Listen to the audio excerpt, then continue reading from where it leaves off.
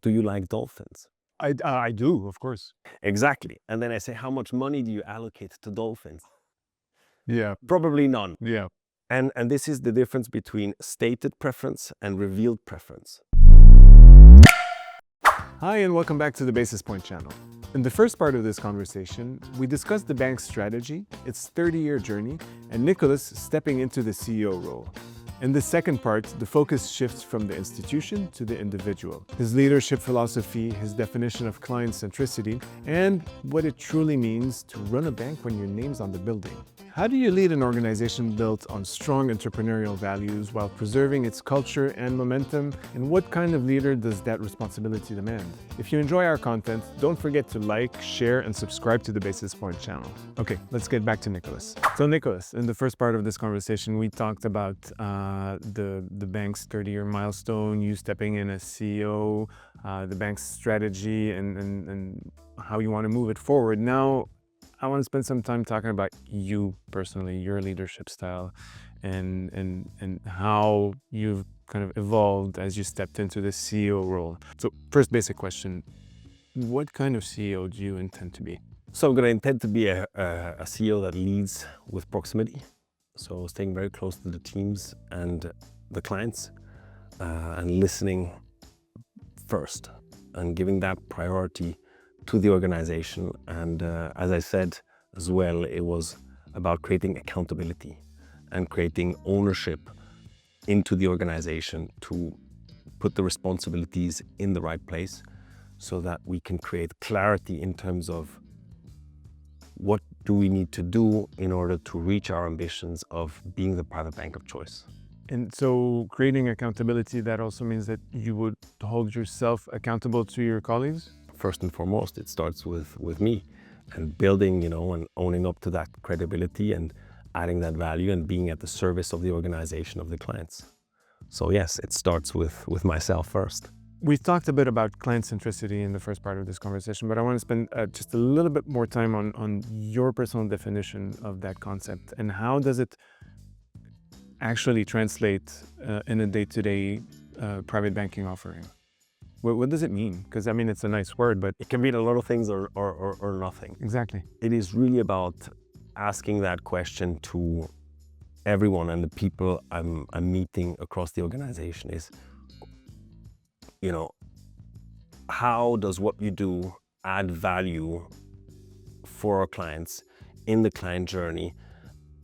And how are you thinking about it if you've never thought about this? But is that on the website and the account opening forms and the brochures and the way you receive them at the bank? It's not in the brochures or the website. It has to have impact.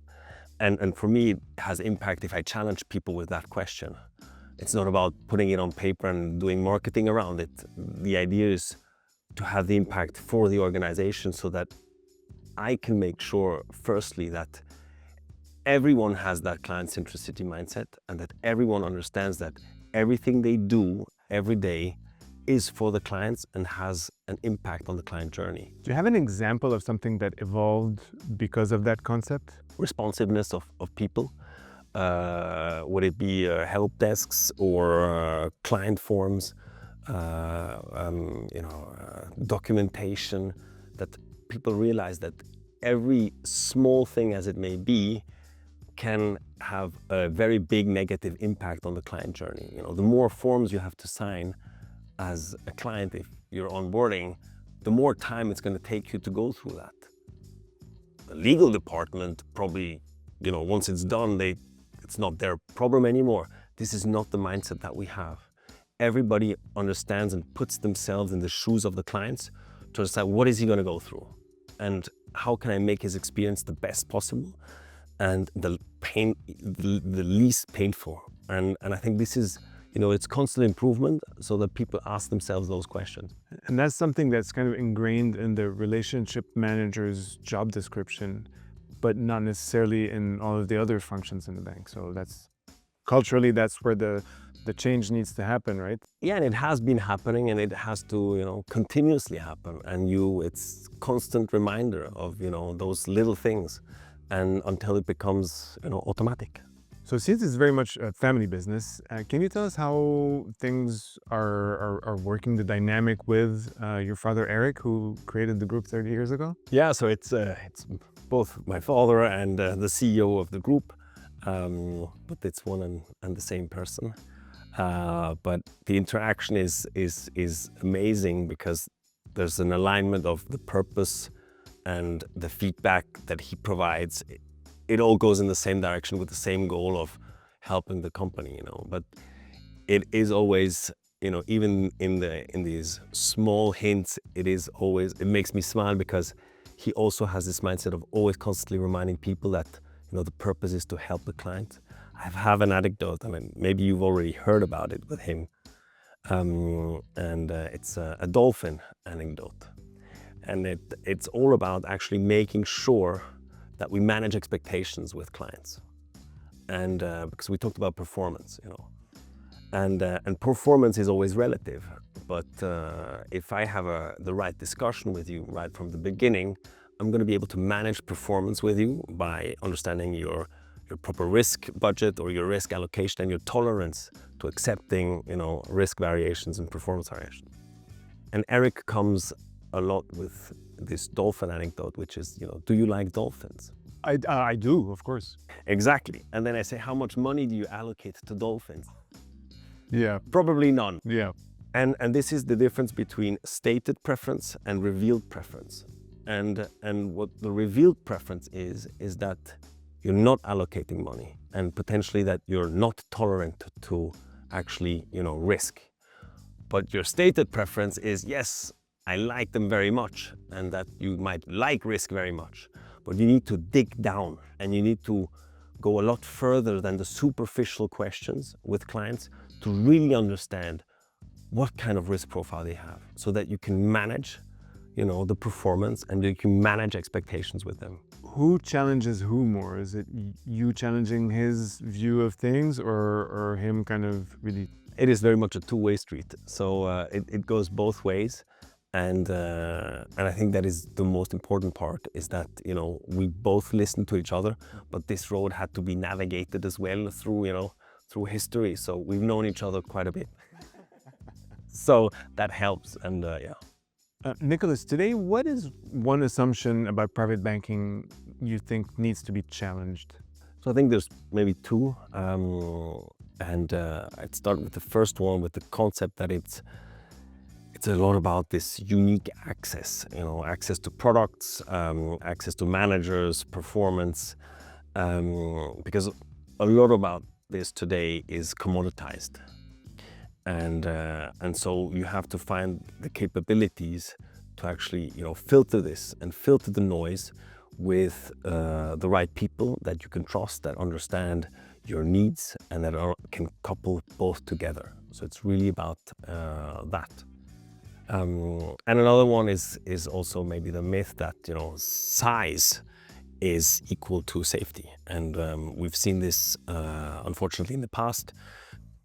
And it is much more about transparency and trust that actually you create through having this alignment of values and interest with the clients. So it's about having that transparency with the organization you work with. I noticed you liked quotes. You've given us a couple throughout the conversation. And so, given the state of affairs in the world today, what quote would come to mind to define this period? Yeah, I did. I do like quotes. I would say there's a quote from Theodore Roosevelt.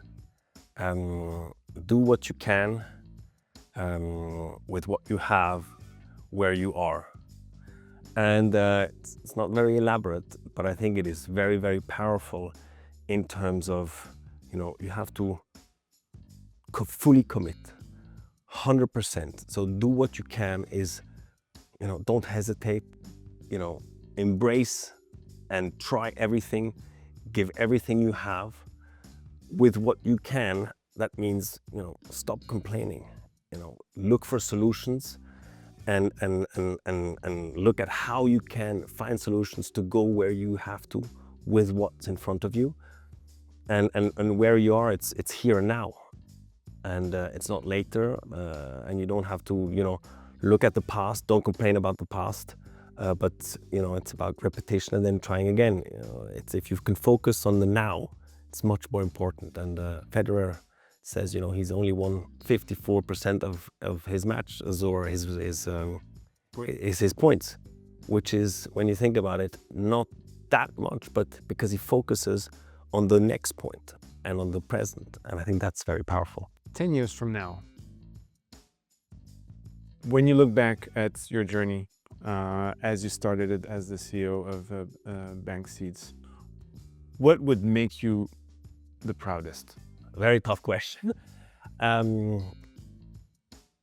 If I was able to create an environment and lead an organization where talented and exceptional people have decided to stay, grow, challenge themselves, outperform, because they've trusted us, because we created the right environment, because they believed in our journey, in our ambition, in our values. That would definitely, you know, be one part which would make me immensely proud. Another would be if we achieved to become the Swiss private bank of choice for wealthy families, for entrepreneurs, because they have understood that we do what we say we're going to do and what we promise, that there's an alignment, you know, of interest, that they believe in the values and the trust that we've built. I think that would be something that, you know, then would create a sustainable business that I can transmit to my children, because at the end it's also about transmission. Nicolas, thank you very much. It was a great pleasure. Thanks a lot, Sheriff. It was mine. Thank you very much. That's it for today. Don't forget to click below to subscribe to the official Basis Points YouTube channel.